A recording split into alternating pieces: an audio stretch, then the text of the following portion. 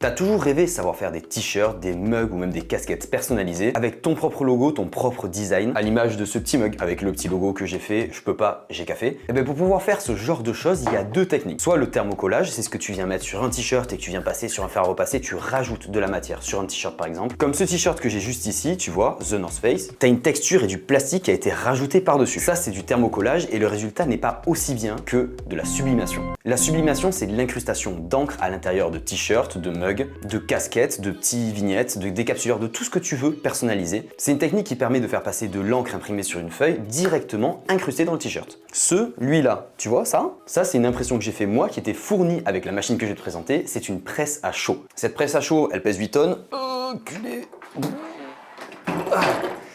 Pouah, tu l'as là. Cette presse à chaud, c'est Geekbuying qui me l'a envoyé gratuitement pour que je puisse en faire un test, une vidéo, mais c'est pas ce qui va seulement avec le package de la presse à chaud. Tu vas retrouver plein d'accessoires parce que évidemment tu peux pas mettre le mug là-dessous, tu vois. Donc ils ont fourni avec plein de petits trucs. C'est une presse à chaud de la marque Mecpo. J'arrive pas forcément à dire le nom de la marque, c'est une presse à chaud, du coup 8 en 1 avec tout plein d'accessoires. Ça c'est un accessoire par exemple pour les casquettes, pour venir imprimer sur les casquettes. Mais non! Mais hasard de dingue! Et faire cette fameuse technique à sublimation directement dessus. Alors avant de te montrer tout ça, clique sur le petit bouton s'abonner et mets un petit like. Maintenant que tu as vu tous les petits accessoires qui sont fournis avec, je vais tout débarrasser et on va commencer notre petite expérience. Comment fonctionne cette presse à chaud? C'est ultra simple. Tu as un petit contrôleur que tu viens clipser sur le côté, c'est ça. Tu as des connectiques ici sur le côté et derrière. Ce boîtier, tu vas pas le laisser en suspens, c'est pour ça qu'il y a un petit support pour le mettre là. Voilà. Cette presse à chaud, elle est rotative, juste ici, pour pouvoir placer tes objets, donc que ce soit des t-shirts, que ce soit une poche, un sac pour faire des courses. C'est ce qu'on va venir tester juste après, mais je te montre déjà qu'est-ce que j'ai pu faire comme test. Première étape, ça a été un sac pour faire les courses. Donc dans le sud, on dit pas un sac, on dit une poche. Ici, on dit poche à la course. Quoi? Je sais pas lire. Ici, on dit une poche à course. Exactement comme chocolatine. On sait tous que c'est une chocolatine et pas un pain au chocolat. On va essayer maintenant de reproduire la même parce que je sais pas si tu vois sur les détails, l'impression en bas est un petit peu dégradée. Ça veut dire que l'encre n'a pas été totalement transférée sur le tissu depuis les feuilles d'impression. Donc on va tenter d'en faire un nouveau et je vais devoir t'expliquer la technique de sublimation. Je sais pas si tu vois, mais les couleurs sont assez fades, c'est tout à fait normal. Pour pouvoir faire ce type d'impression, il ne te faut pas une imprimante classique, il te faut pas de l'encre classique et il te faut pas des feuilles classiques. Ce qui coûte cher dans la sublimation, c'est tous les accessoires à côté. Cette presse, elle coûte pas si cher que ça. T'en as pour aussi cher des accessoires que tu viens acheter à côté. D'ailleurs, tu auras tous les accessoires si jamais tu veux faire ça en description. Il faut que tu achètes une imprimante à jet d'encre avec des réservoirs qui se remplissent. Et moi, j'en ai acheté une de chez Epson que j'ai remplie avec de l'encre à sublimation. Attention, cette imprimante, elle va être ensuite dédiée qu'à ça. Tu vas pas pouvoir la retransformer en imprimante classique en rajoutant de l'encre normale ou en imprimant sur des feuilles normales. Il faut vraiment que tu gardes l'imprimante dédiée. Les feuilles à sublimation, tu peux les acheter sur Amazon, t'as un lien qui est en description. Et ensuite, il va falloir des objets sur lesquels tu sublimes, donc des choses spécifiques. Ces mugs en céramique sont des mugs spéciales sublimation. Comme le sac de course que j'ai juste ici, tu as des liens en description qui t'amèneront vers des objets qui sont spéciaux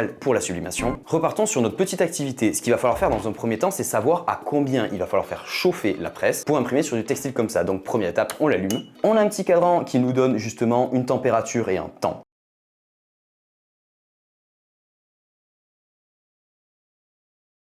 Une température et un temps.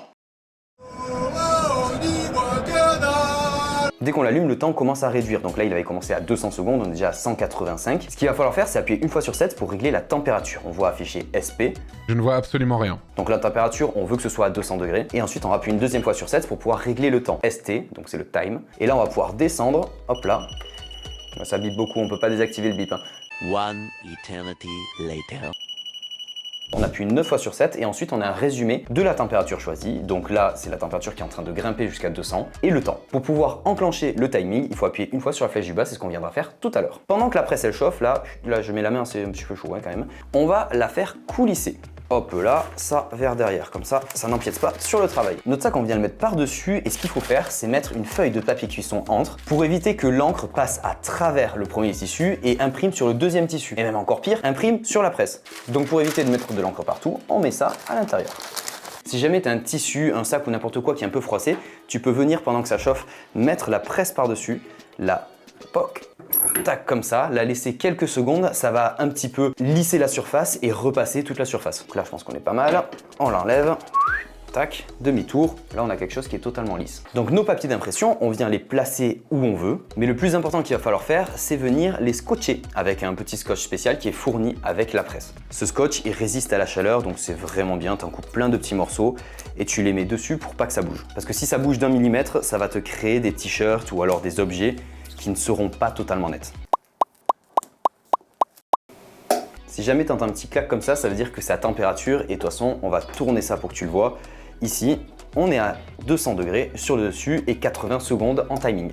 Donc ce qu'on va faire maintenant, c'est venir presser ça, tac, clac, et ensuite enclencher le timing vers le bas. Ça va du coup être dégressif, descendre de 80 secondes jusqu'à 0. Concernant la pression, moi je l'ai déjà pré-réglée, la pression tu la règles ici. Donc c'est une pression que tu dois mettre assez puissante sur la surface pour que l'encre passe de l'un à l'autre. Pendant que ça agit, attention à une chose, il va falloir que sur toutes tes impressions, tu inverses l'image. C'est-à-dire que sur l'imprimante, tu vas lui dire de faire un miroir du logo que tu as créé. Parce que sinon, si tu le mets dans le bon sens, ça va être écrit à l'envers sur la surface où tu l'auras imprimé. Là par exemple, il y a marqué apéro chez Tonton Jeannot et je suis sûr que tu n'arrives pas à le lire parce que du coup, tout est inversé. C'est un miroir. Allez, il va rester 4 secondes. 3, 2, 1. Ça va biper et là, hop là, on va ouvrir ça. Tu vois, tu as de la fumée et tout qui sort. Nickel. Tais-toi, tais-toi, voilà, tais-toi, nickel. La presse, on la retourne dans l'autre sens et on va voir le résultat. Ok, c'est mieux que l'autre. Tu vois que sur le papier, il reste presque plus d'encre, ça veut dire que l'encre a bien été transmise sur la surface. Et tu peux voir le résultat, il est quali de ouf, il est un petit peu mieux que l'autre. Les couleurs sont pétantes, franchement, c'est vachement bien. Et sur les détourages, tu vois bien que les lettres sont toutes noires, sauf sur la partie haute ici. Donc ça veut dire que sur les extrémités, ça chauffe moins, et donc du coup, on n'aura pas la même qualité d'impression que sur le centre. Donc ça, c'était pour les petits sacs. On va faire la même chose sur un t-shirt. Tout à l'heure, j'ai fait un t-shirt, donc apéro chez Tonton Jeannot, avec sur la partie avant, des petites bières. Tu vois qu'il y a des bavures sur le côté, c'est mon imprimante qui a mal imprimé et qui a justement imprimé quelques petites bavures. Là, j'ai recréé le texte qu'on va avoir dans le dos, mais également le petit logo cœur que je vais mettre juste ici. Donc des t-shirts blancs, j'en avais qu'un, parce que j'ai acheté un lot de t-shirts qui n'était pas blanc. Donc on va faire la même chose sur un t-shirt qui est gris. On ne devrait pas avoir grande différence parce que c'est un t-shirt qui est clair. Donc pour ce t-shirt, on va venir positionner la partie du dos au centre de la presse parce qu'on a vu que c'est la partie qui est imprimée le mieux. On va continuer à mettre notre petit papier à cuisson dedans. Honnêtement, la plus grosse galère pour moi, on est un petit peu en hauteur, donc c'est de bien placer au centre pour avoir le logo au centre. Ouais, ça doit être ça, ouais. On va positionner comme tout à l'heure ça ici, mettre les petits plastiques. Allez hop, on est à 200 degrés, on vient se positionner dessus, on appuie avec la presse, clac, et on appuie sur la flèche du bas. C'est reparti pour 80 secondes. Allez hop, voyons voir le rendu. Ah, ça fait joli. Ça aurait mérité que ça reste un petit peu plus longtemps. Je sais pas si tu vois, il y a encore de l'encre là-dessus. L'idéal, c'est ce qu'on a vu tout à l'heure, c'est qu'il n'y ait presque plus d'encre pour que toute l'encre soit passée là-dessus. Donc ce qu'on va faire, c'est qu'on va venir retourner le t-shirt. On va venir mettre en dessous une autre feuille de papier cuisson pour que cette impression-là ne déteigne pas en dessous. Et on va mettre en place le petit logo au niveau du cœur juste ici. Tac, avec pareil des petits morceaux de scotch. Est-ce que je peux récupérer? Non, je peux pas récupérer cela.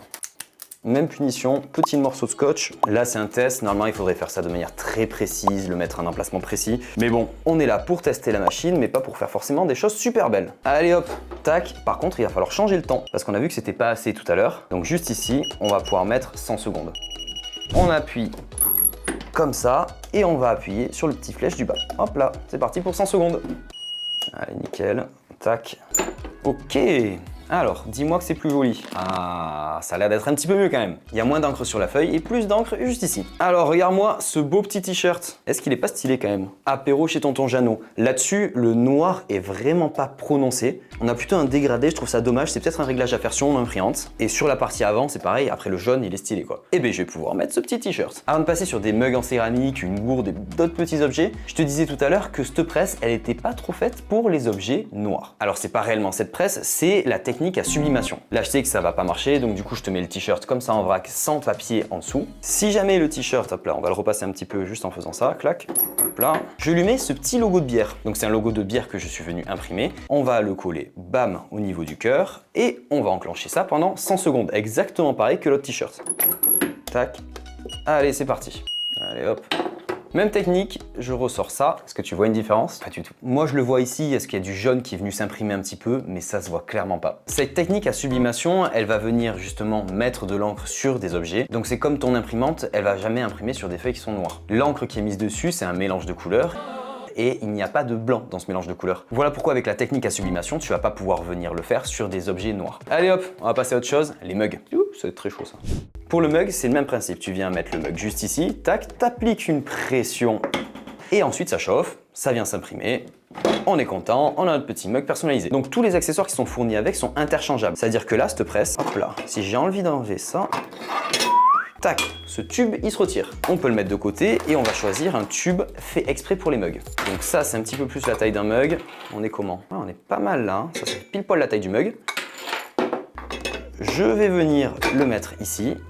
Et là, il y a des vis qui sont prévues à cet effet, qui rentrent et qui se mettent à l'intérieur. Regarde, bam, voilà. L'idée, c'est de refaire ce mug que j'ai tenté de faire tout à l'heure, où on voit que le noir, il s'est pas imprimé en noir. Donc ça veut dire que j'ai pas laissé le mug assez longtemps pour que toute l'encre passe d'un côté à l'autre. Comme tout à l'heure pour la presse, on va utiliser le microcontrôleur qui est là ici, pour pouvoir tout faire chauffer. Comme ça, tu vois un petit peu ce qui se passe. Je vois plus rien. Donc le mug, j'ai mis le petit papier par-dessus que j'ai collé avec les plastiques. Je vais venir l'insérer pour voir si la pression est bonne. On parle pas de la bière.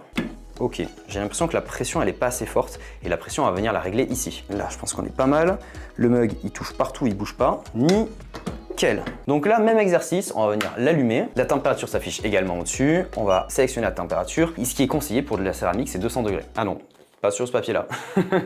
Sur les feuilles à sublimation que j'ai achetées, il y avait marqué 200 degrés. Là, il y a marqué 180 degrés. On va faire un entre-deux. 190, c'est très bien. Pendant combien de temps? Ils nous disent 180 secondes, ce qui représente 3 minutes. Cet ancien mug, je l'ai laissé plus de 3 minutes. Donc, on va partir sur un 4 minutes 30, je pense. Hop là, venir le serrer avec la presse et lancer le chrono. Et là, on est parti. 4 minutes 30, ça va être long. J'entends des petits grésillements, je sais pas ce que c'est. Explose pas, mon gars. J'ai un petit peu peur de ça, que la céramique, elle explose. Allez hop, nickel. On va libérer ça. Explose pas, explose pas, explose pas. Ok, c'est bon. Pas super chaud, donc ça va, ça. Ah ça c'est très chaud. Oh tiens, et ces mugs ils sont bien. Genre la lance là, la lance. Olé! Pas mal! Ok, fallait laisser plus de temps. Par contre, on a un défaut. Tu vois le dégradé sur le bas, c'est-à-dire que ça n'a pas assez chauffé sur les extrémités. Donc on a une bonne chauffe au centre avec du coup une couleur qui est beaucoup plus noire que l'autre. Mais sur la partie basse, ça fait un dégradé qui est pas très joli. Donc on va laisser refroidir et on va faire un deuxième mug à café avec marqué Technologie et le logo du tube. Ok, on va l'insérer de la même manière. Hop là, on applique la pression et on va lancer le timing. C'est parti, encore 4 minutes 30. On va ouvrir ça, bim. Pareil, la hanse, ça chaude, c'est nickel. Garde des gants quand même. Là, waouh, c'est joli. Ah, stylé, très stylé. Le logo YouTube, il est bien rouge. Le noir de Technologie, il est stylé aussi, avec les petites tasses à café sur le côté. T'as pas de souci de dégradé parce que je l'ai bien placé au centre. Je pense que du coup, celle-là, j'ai pas dû forcément bien la placer au centre. Même si je pense quand même que sur ces machines-là, qui ne sont pas extrêmement chères, je l'ai cogné, j'ai eu peur que ça pète. Il y a un souci de chauffe sur les extrémités. On l'a vu sur la grande presse, on l'a vu sur la première ici. Et maintenant, on a vu ce que ça valait sur du blanc, on va voir ce que ça vaut sur du bleu. On va faire un test de couleurs. J'ai imprimé plusieurs couleurs ici. Donc noir, rouge, vert, jaune et rose. Sur du blanc, les couleurs ressortent super bien, tu l'as vu. Mais est-ce que sur du bleu, ces couleurs-là vont ressortir tout aussi bien? C'est la question qu'on va se poser. Le but du jeu, c'est que les couleurs soient les unes par-dessus les autres. C'est pour ça que je l'ai positionné comme ça. Alors, je vais le rallumer. Cette gourde, elle est en inox et ce qu'on a mis comme temps, c'est 100 secondes à 180 degrés. Et on va enclencher ça et partir sur 100 secondes. Ce qui va être dommage avec cette presse, c'est qu'elle vient pas se joindre ici au milieu. Donc on va avoir un tour qui est quasi parfait, mais on pourra pas avoir un 360, à moins de retirer la gourde, lui faire un 180 degrés, la renclencher, mais je suis pas vraiment sûr. Avec un petit mouvement, si jamais on a un texte à écrire, ça va pas faire joli. Pour l'instant, je suis assez content de cette presse, c'est juste que ça prend énormément de place. Honnêtement, si tu crées ta petite boutique en ligne pour des t-shirts, des mugs ou des choses comme ça vaut le coup d'investir là-dedans. Ça coûtera forcément moins cher que de passer par des revendeurs, mais il faut l'espace, il faut le temps. Par contre, si tu la veux pour chez toi en tant que perso, faire quelques t-shirts de temps en temps, tu as des sites qui sont très bien pour ça et sur lesquels tu peux faire tes impressions très facilement et ça te coûtera pas beaucoup plus cher. Parce que là, le fait d'investir là-dedans, plus une imprimante, plus de l'encre, plus des feuilles, l'ensemble coûte trop cher. Allez, il reste 6 secondes. 1, allez top, tac. On l'ouvre et on va voir ce que ça va donner. Hop là, elle fume. Hein. On va pouvoir retirer le papier. Bon, est-ce que tu vois le résultat? C'est pas mal, on est quasiment sur du 360 parce que la gourde était assez petite. Avec cette machine, on va pouvoir la resserrer au maximum et donc du coup avoir une jonction qui est quasi invisible. Là, on a un dégradé. Waouh, qu'est-ce que c'est que ce truc là? Tu le vois sur les couleurs, ça ne représente absolument pas les vraies couleurs d'origine. Ça va venir faire un mélange de couleurs. avec le bleu, la couleur de fond. Donc la sublimation, c'est quand même assez cool si tu as des objets blancs ou alors des t-shirts qui sont assez clairs. Mais dès qu'on va venir sur des choses foncées ou alors des couleurs, on va avoir un mélange de couleurs qui sera vraiment pas forcément joli. Le dernier test qu'on va faire, c'est des casquettes. J'ai deux types de casquettes. Des casquettes qui sont faites pour la sublimation avec justement un emplacement blanc pour imprimer ce que tu veux dessus. Et des casquettes que j'avais achetées sans savoir que la sublimation, ça n'allait pas bien fonctionner sur d'autres couleurs. On va tester sur la rouge. Pour pouvoir faire des casquettes, on va venir utiliser ça et la positionner sur la presse. Mais pour ça, il faut tout déséquiper d'abord. Donc des tournevis. Meanwhile. Donc là, on est sur le même principe que la presse de tout à l'heure, sauf que du coup, c'est spécial pour casquette. On appuie, tac, et du coup, ça vient chauffer et appliquer ce qu'on a imprimé.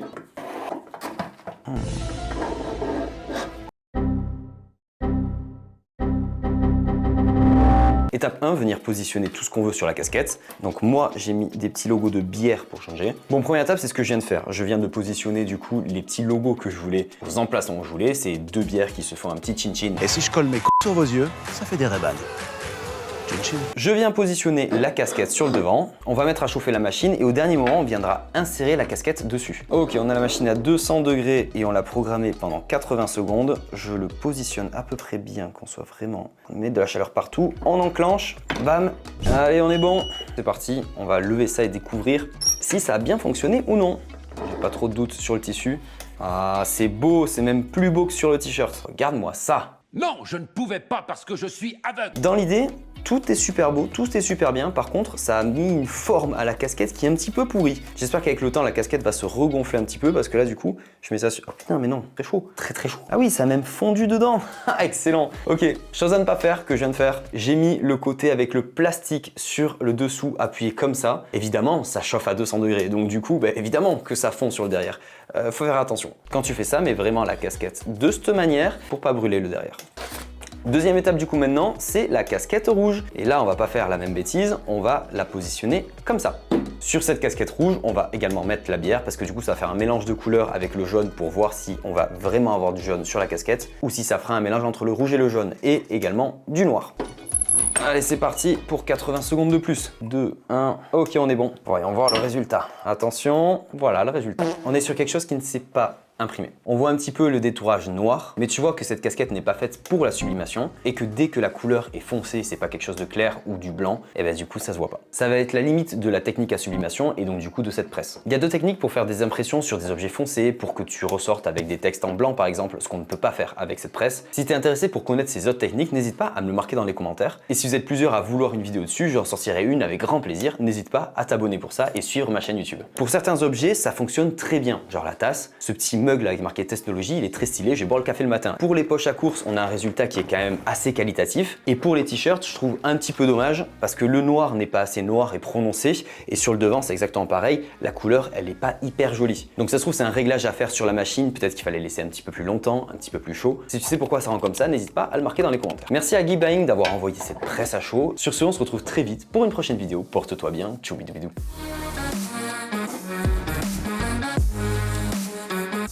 Qui permet de wow.